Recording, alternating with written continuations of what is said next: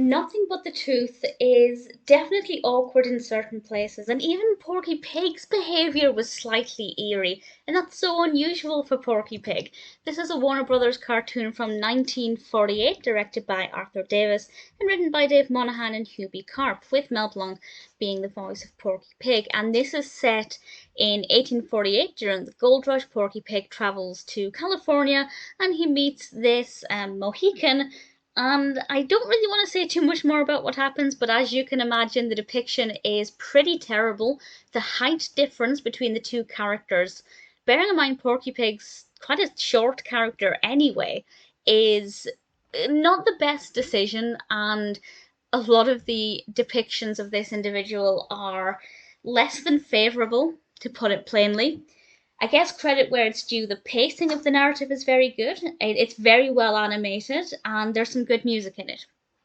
But even Porky Pig's behaviour was just not great. And he also seemed to have a more pronounced speech impediment. Maybe that's not the right word to use. His speech impediment seemed to be more prominent. And I don't know if that's the case or if I just started watching this and realized it was quite a problematic cartoon and then started to see other problems with it as well.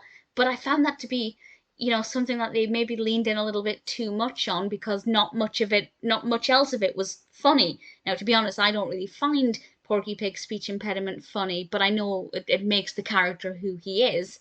And maybe they're leaning on that a bit too much because there's not really anything else in the cartoon, at least nothing that's enjoyable.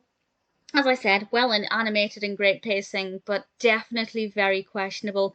I'd say watch it for the right reasons, to see how not to, portray a Mohican, and definitely don't watch it for entertainment. I mean, are there? Yes, the music is entertaining. I like the music in it, and there are bits of Porky Pig that are not too bad at all.